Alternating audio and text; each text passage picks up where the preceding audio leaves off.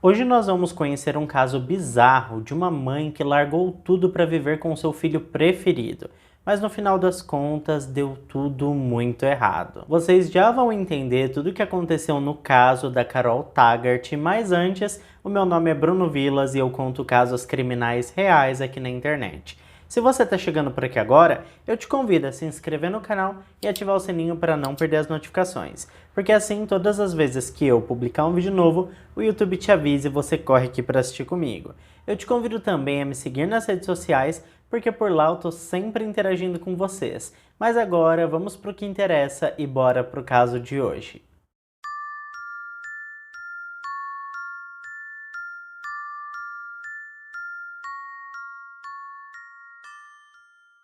Essa história começa lá na década de 80, na Escócia, que fica no Reino Unido. A família Taggart era composta por Carol e seus dois filhos, Ross e Daniel. Não há informações detalhadas sobre o pai dos dois meninos.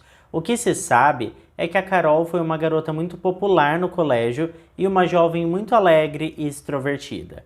Quando ela se formou, ela conheceu um rapaz com quem namorou e rapidamente se casou.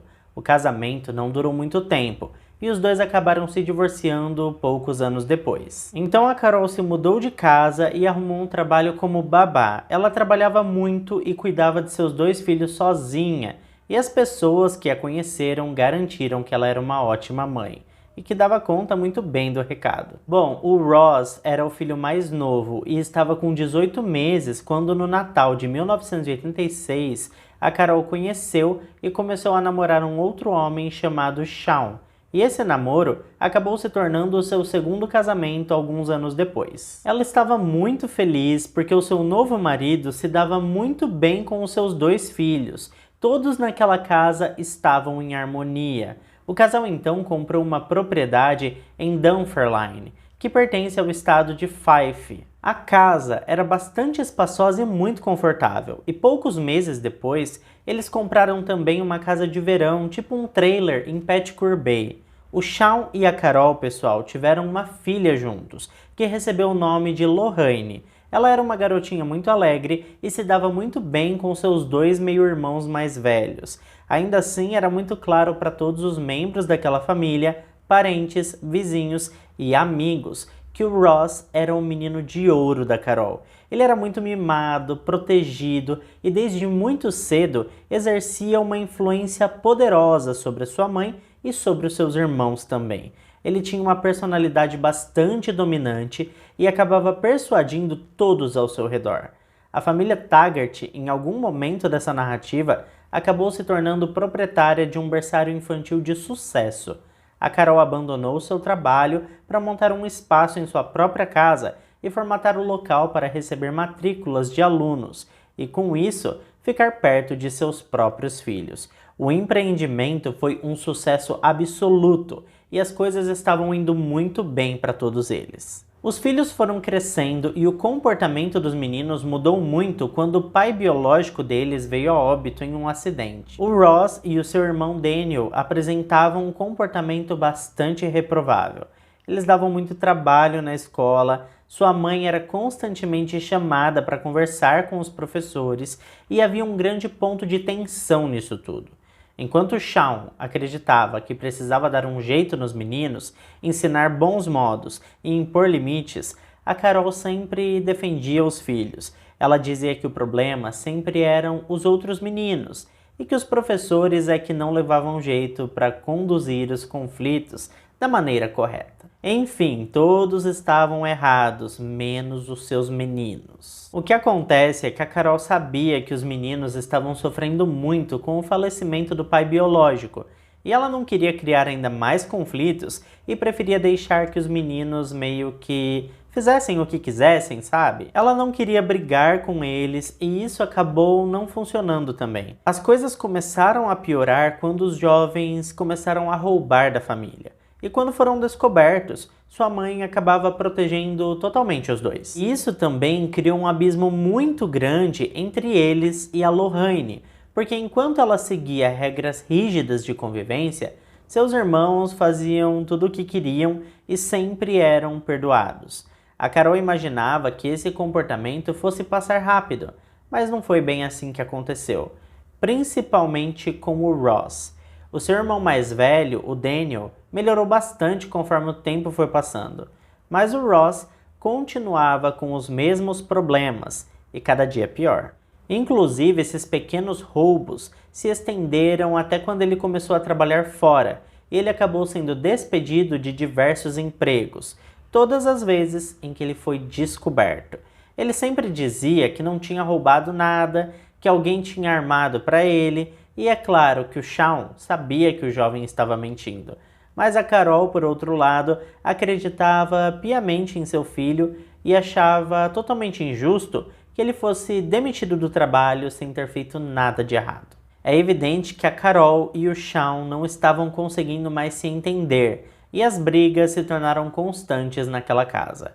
Ela mimava demais o Ross e só o que ele queria é o que importava para ela. Bom, pessoal, nesse meio tempo, a Carol foi diagnosticada com um quadro moderado de depressão, e essa não era a primeira vez que ela tinha um diagnóstico dessa natureza. Logo depois dela ter a Lorraine, ela teve um diagnóstico de quadro leve de depressão pós-parto. E agora, com tudo isso acontecendo, quando ela não estava brigando com seu marido por causa do seu filho, ela se trancava em seu quarto e evitava contato com as pessoas por algumas horas seguidas. Depois ela resolvia que iria trabalhar e aos poucos o diálogo foi deixando de existir. E só tinha uma pessoa naquela casa que a Carol dava atenção. E era o Ross, obviamente.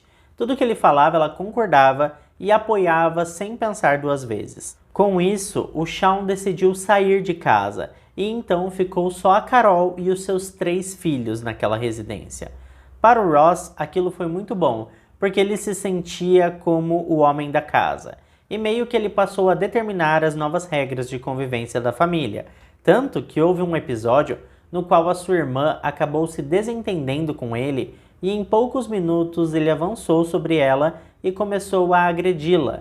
Ambos já eram adultos. A Lorraine nessa época, pessoal, estava com 20 anos de idade, e ela contou a um jornal muito tempo depois que nesse dia em específico, a Carol estava em casa e presenciou tudo o que aconteceu, mas não fez nada para defender a sua filha. Parecia que ela estava enfeitiçada pelo Ross. A Lorraine então decidiu sair de casa e morar com seu namorado chamado Stephen Bristol, que mais tarde acabou se tornando seu marido. Bom, o tempo passou e o Daniel também decidiu sair de casa, mas o Ross permaneceu. Ele continuou morando com sua mãe e fazia de tudo para que ela não desse atenção a seus irmãos. Ele estava sempre desempregado e por isso tinha bastante tempo para ficar na companhia de sua mãe. E por falar nisso, pessoal, houve um período no qual ele mentia para ela, dizendo que tinha arrumado um emprego na Amazon, mas na verdade ele estava indo para a casa de férias da família em Pettigrew Bay. Mas aos poucos ele foi conseguindo o que queria, e os dois passaram a fazer tudo juntos. Eu sei que o Ross criou uma redoma tão grande em volta da Carol que ela nem tinha contato com seu ex-marido e nem com seus outros filhos. Era basicamente a Carol e o Ross, lado a lado. O Ross conseguiu finalmente isolar a sua mãe e controlar totalmente a maneira dela pensar e agir.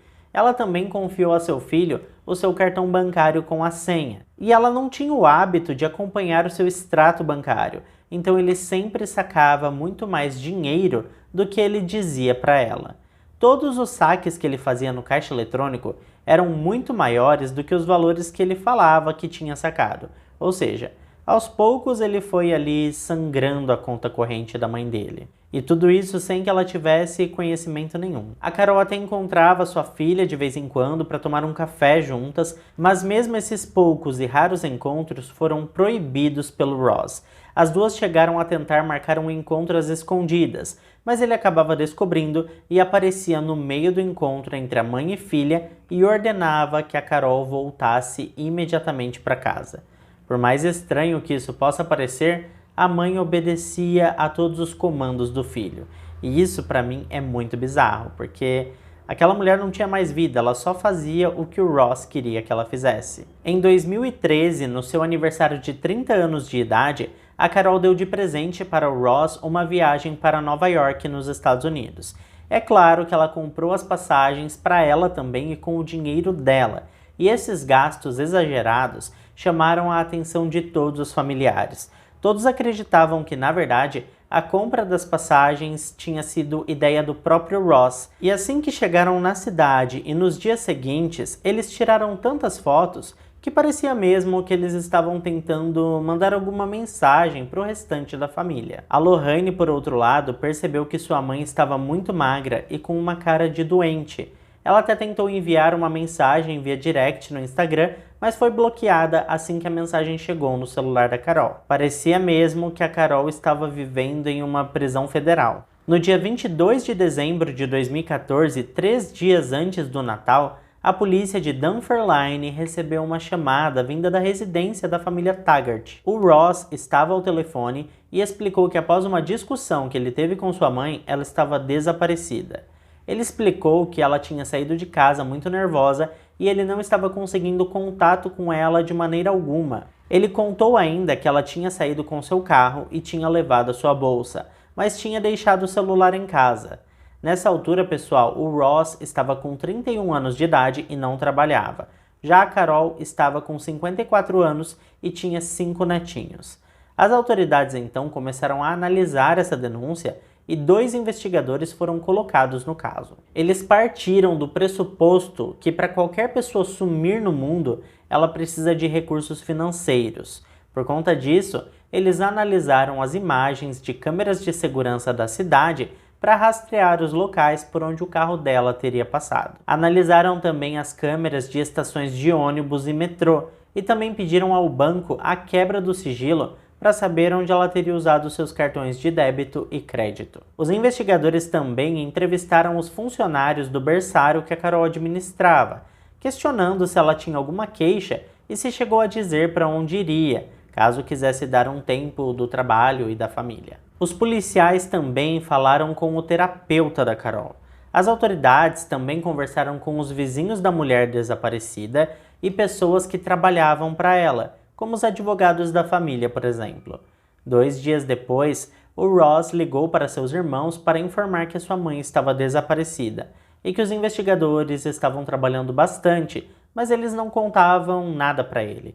Todas as vezes que os policiais iam até a residência da família para falar com o Ross, era para fazer perguntas e mais perguntas. Daniel contou em entrevista mais tarde que assim que recebeu esse telefonema do Ross, ele rapidamente concluiu que finalmente a Carol tinha percebido que o seu filho favorito era um manipulador e estava vivendo do seu dinheiro, e tinha afastado todo o resto da família para que ela não ouvisse os conselhos de outras pessoas. Todos os familiares estavam convictos de que ele usava e abusava dos recursos financeiros de sua mãe, e que amor mesmo e carinho ele não tinha nada. Já a Lorraine, por outro lado, disse que o Ross falou primeiramente com seu marido, mas ela pôde ouvir o momento em que ele afirmou que houve uma briga com a sua mãe e ela acabou saindo de casa ao anoitecer. A Lorraine não acreditou nessa história e imediatamente passou a acreditar que ele tinha feito alguma coisa muito ruim com a sua mãe. O Ross, pessoal, colaborou totalmente com os investigadores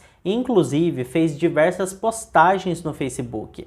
Ele visitou igrejas, colégios e comércios onde a Carol tinha conhecidos e pediu ajuda de diversas pessoas para encontrar a sua mãe. Ele demonstrou bastante o seu sofrimento em estar afastado da sua amada mãe. Por conta disso, ele rapidamente conseguiu movimentar sua cidade e toda a região, e as pessoas estavam mesmo empenhadas em localizar a Carol. O esforço do Ross foi elogiado pelos investigadores. Eles chegaram a dizer que ele era um filho que realmente amava sua mãe e que estava muito preocupado. O carro da Carol, pessoal, foi encontrado no dia de Natal, 25 de dezembro de 2014, e a sua bolsa estava no porta-malas do veículo. Os investigadores conversaram com familiares e descobriram que ela tinha o hábito de andar com a sua bolsa colada ao corpo, para onde quer que ela fosse. E as poucas vezes em que ela dirigia, ela deixava o objeto o mais próximo possível. Então não fazia muito sentido ela ter guardado a bolsa no porta-malas do carro. O fato é que os investigadores estavam bastante adiantados e a investigação estava bem completa, tanto que 3 semanas depois, no dia 12 de janeiro de 2015, a polícia encontrou o corpo da Carol Taggart, envolto em lençóis e amarrado em um barbante, embaixo de uma casa de verão, parecida com um trailer em Pettigrew Bay. Coincidentemente, a casa ficava ao lado da casa de verão da família Taggart. A Lorraine e o seu pai Shawn, ex-marido da Carol, foram os responsáveis por identificar o corpo, o que não foi uma tarefa nada fácil, porque ela tinha sofrido diversos golpes em sua cabeça. Mas foi possível reconhecer, inclusive, por conta de algumas tatuagens que ela tinha por seu corpo. Alguns dias depois, Ross Taggart foi preso e conduzido até a delegacia pela acusação de envolvimento no falecimento da Carol. E eu vou contar para vocês agora o caso que os investigadores apresentaram para a promotoria. A Carol estava finalmente se dando conta de que seu filho nunca esteve interessado em ampará-la, não era carinho que ele tinha por ela. Ela estava finalmente se dando conta de que ele estava mesmo interessado em seu dinheiro. Os investigadores descobriram isso porque encontraram o celular da Carol e analisaram as mensagens enviadas. Era dezembro de 2014 quando ela mandou algumas mensagens de texto para o seu filho, se queixando de que ele não fazia nada para ajudar em casa, de que ele não demonstrava mais carinho por ela, de que ele apenas comia e dormia. Em uma dessas mensagens, ela disse que ele era uma espécie de esponja, um sanguessuga que estava ali apenas para sugar todos os seus recursos. Além disso, ela tinha finalmente retirado um extrato detalhado de sua conta corrente e notado a quantidade enorme de dinheiro que ele tinha sacado de sua conta sem a sua autorização. De acordo com as investigações, o confronto aconteceu entre os dias 21 e 22 de dezembro, e o Ross acabou perdendo a cabeça. Ele estava com muito medo de que seus benefícios fossem cortados, então ele acabou avançando sobre a Carol. Ele atingiu a própria mãe na cabeça por diversas vezes. Ela caiu desacordada e então ele a envolveu em lençóis e a levou até Pettigrew Bay. Ele a escondeu em seu quarto e poucos minutos depois ele percebeu que ela ainda estava viva. Foi aí que ele subiu sobre ela e a sufocou até que ela não fosse mais capaz de respirar. Essa explicação, pessoal, ia de encontro com os resultados do exame pós-mortem. Em algum momento nas próximas horas, ele a retirou da casa da família e a escondeu embaixo de outra casa que fica ali próximo e que estava desocupada. Para os investigadores, o Ross tentou ser esperto, escondendo a sua mãe na casa ao lado, mas ele acabou deixando provas forenses no caminho até lá. Havia vestígios de sangue pela casa e também era possível perceber que uma grande faxina havia acontecido no local. Diversos produtos químicos foram usados para esfregar o chão e também alguns locais nas paredes. No outro dia, ele dirigiu até a casa de uma mulher que ele tinha conhecido em um site de encontros íntimos e passou algumas horas se divertindo com ela. Ross cometeu um erro gigantesco ao esquecer de apagar o histórico da navegação do GPS do carro da sua mãe. Quando os investigadores vasculharam o veículo, todo o trajeto feito com o veículo naqueles últimos dias estavam salvos na memória do equipamento. Bom, depois que ele terminou seu encontro íntimo com a profissional da diversão adulta, o Ross dirigiu para a capital do país, Edimburgo. Passou em uma loja e comprou um par de tênis novo, e muito caro por sinal. Depois foi para um restaurante de alta gastronomia e terminou a sua noite indo até o cinema para assistir Jogos Vorazes.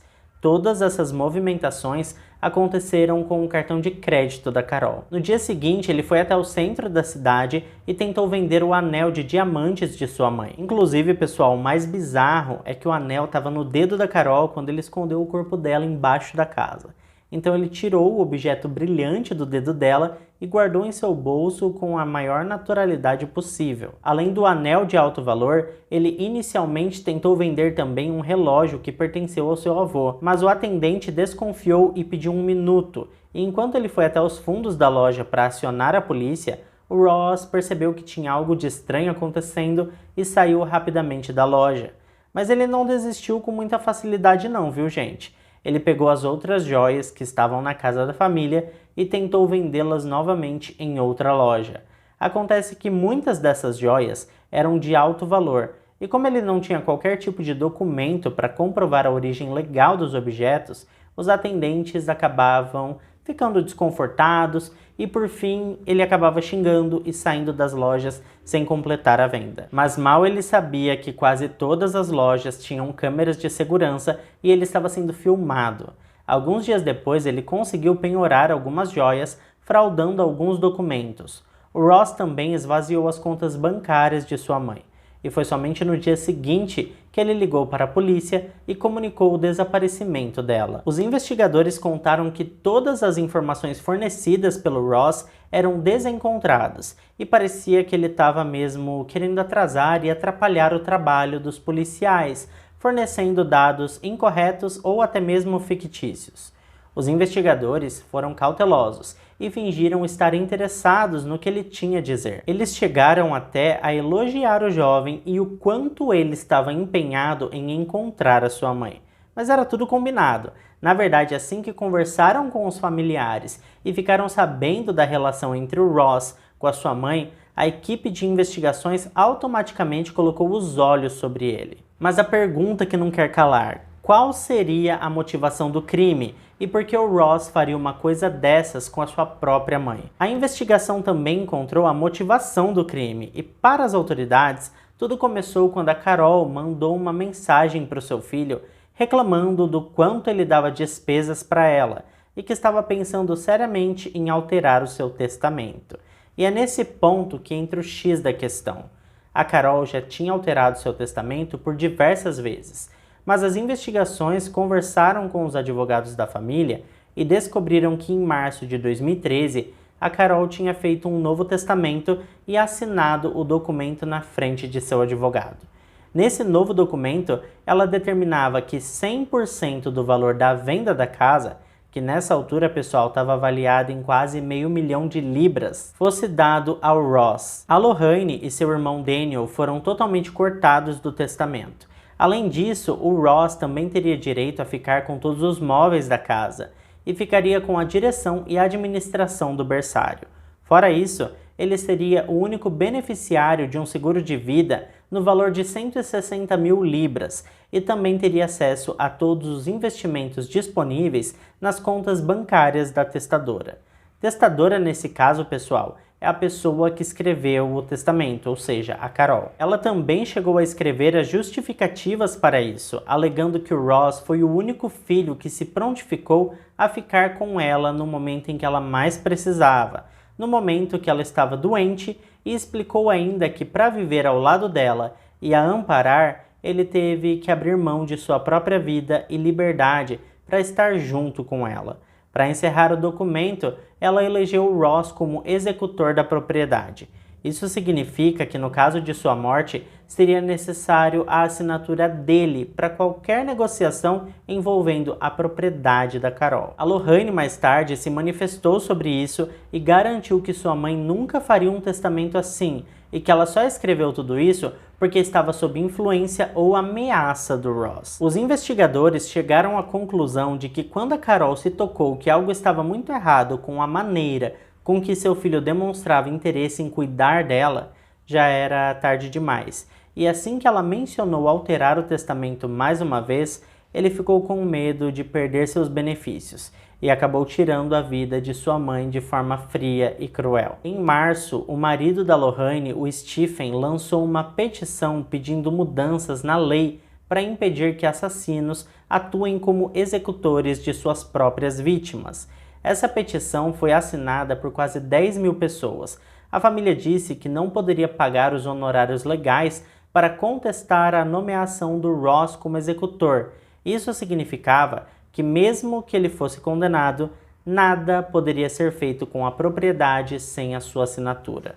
Bom, o Ross se declarou inocente de todas as acusações contra ele, incluindo obstrução de justiça, porque ele tinha movido e escondido o corpo na casa ao lado.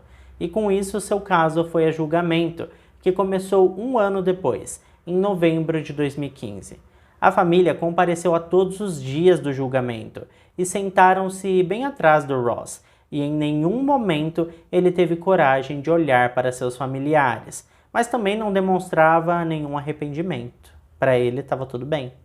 O júri teve acesso a todo o material das investigações apresentado pela promotoria. A psicóloga forense chamada Vicky Tacordas também se manifestou e explicou que era claro que o Ross não sentia remorso por suas ações. Ele tirou a vida de sua mãe de forma bastante insensível e começou a gastar o dinheiro dela logo em seguida. Quando perguntada sobre o fato dele ter ajudado nas buscas por sua mãe, ela respondeu que ele manipulou com sucesso a situação para sua própria vantagem. A promotoria chamou para testemunhar também os parentes do Ross, e ele evitou a todo momento olhar nos olhos de seus familiares. O júri fez suas deliberações e o veredito foi unânime. Ross Taggart foi considerado culpado pela acusação de assassinato de Carol Taggart e também por obstrução de justiça ao mover o seu corpo de lugar. O júri recomendou a pena de prisão perpétua e o juiz acatou a recomendação, sentenciando Ross à prisão perpétua com um mínimo de 18 anos para pedido de liberdade condicional. O Ross, pessoal, não demonstrou nenhuma reação e parecia não se importar muito com nada do que estava acontecendo ao seu redor. Mas o pesadelo dessa família, gente, estava longe do fim.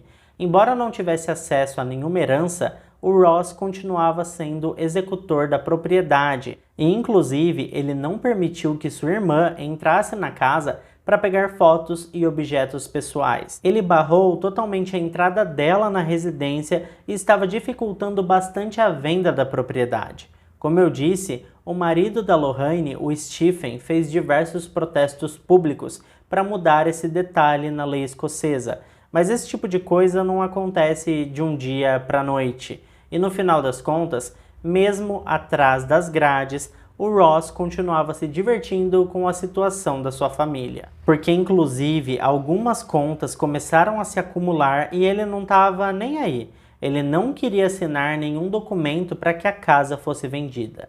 3 anos se passaram e a família ainda não tinha dinheiro para pagar as 20 mil libras cobradas para mover a ação que tiraria os direitos do Ross como executor. A casa estava intacta, apenas acumulando sujeira. Em outubro de 2018, o governo escocês sinalizou que estava criando uma nova proposta de lei para modernizar o sistema de sucessões e evitar que impasses como esses venham a acontecer novamente. A família tentou diversos apelos na mídia e eles realmente estavam corretos, né, pessoal? Porque como é possível uma pessoa que foi condenada e sentenciada por tirar a vida de sua própria mãe ainda ter direito sobre todos os bens dela? Parece loucura, não é mesmo? Em 2019, o Ross permitiu que a Lorraine tivesse acesso à residência apenas para retirar o que ela considerasse de valor sentimental. E em seguida, ele leiloou todos os móveis da casa. Foi somente em agosto de 2020 que a casa foi finalmente vendida, mas ainda assim o valor não pode ser partilhado entre a Lorraine e o seu irmão Daniel. O valor da venda está em uma conta bloqueada até que a justiça decida o que será feito. Ou seja, a família está aguardando que o judiciário altere a lei de sucessão para que o Ross perca o seu poder como executor. Mas tudo isso, pessoal, tem que acontecer antes que ele saia em liberdade condicional. Como nós sabemos, após 18 anos de pena, ele poderá solicitar a liberdade condicional. E caso o seu pedido de liberdade condicional seja aceito e as leis do país ainda não tenham sido alteradas, ele poderá ter acesso ao valor da venda da casa. Pessoal, uma corrida contra o tempo e eu particularmente estou torcendo para que a justiça escocesa resolva logo isso e assim finalmente essa família terá um pouco de paz, né? O que vocês acham sobre tudo isso? Eu fiquei bem triste porque a Carol confiava no seu filho, né? E ele foi o seu algoz. A gente sabe que tem muito caso parecido com esse, inclusive já aconteceu alguns aqui no Brasil. A gente sabe que o dinheiro mexe com a cabeça das pessoas e eu vou deixar em um comentário fixado aqui embaixo um outro caso sobre esse mesmo tema para que você possa assistir. E é aquilo, né, gente? Se chegou até aqui comigo, não esquece de deixar o seu like que ajuda muito na divulgação do canal. Eu fico por aqui e até o próximo vídeo.